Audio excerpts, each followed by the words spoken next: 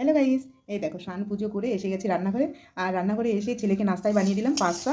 আর এই দেখো আমার জন্য কি নাস্তায় বানিয়েছি তোমাদেরকে দেখাচ্ছি। এই দেখো আমার জন্য বানিয়েছি চিড়ে ভাজা। এই দেখো এখানে বারিক বারিক করে পেঁয়াজ কেটে দিয়েছি, কারি পাত্তা দিয়েছি আর লঙ্কা দিয়েছি। আর এই দেখো বাদাম দিয়ে ভালো করে সুন্দর করে এটাকে ভেজে নিয়েছি কুড়কুড়া করে। এই দেখো এটা আমি নাস্তায় খাবো। দেখো আর আজকে কি রান্না করছি তোমাদের সাথে একটু শেয়ার করছি, একটা আইটেম শেয়ার। এই দেখো এই হচ্ছে সেই রেসিপি। এই যে আজকে বানাবো সিম বাটা। এই দেখো সিমগুলো খুব সুন্দর ছিল, একদম তাজা তাজা চটা চটা সিম ছিল। সিমগুলোকে বাড়ি করে কেটে নিয়েছি। আর এখানে দেখো বেশ পরিমাণে কাঁচা লঙ্কা নিয়েছি, একটু ঝাল ঝাল করে খাবো। এই লঙ্কাটা কিন্তু আমাকে কাকিমা দিয়ে গেছিলো। আর এই দেখো কিছুটা রসুন নিয়ে নিয়েছি, আর এখানে নিয়ে নিয়েছি একটু কালো জিরে। এটাকে ভালো করে ভেজে তারপরে বাটবো। আর এর সাথে একটু চিংড়ি মাছ হলে খুব ভালো হতো, কিন্তু আজকে গুরুবার, আজকে আমাদের ভেজ। আর এই দেখো এদিককার লোকে কিন্তু পেঁয়াজ রসুনকে ভেজই মানে, তাই আমরা এখানে আসার পরে পেঁয়াজ রসুনটা খাই।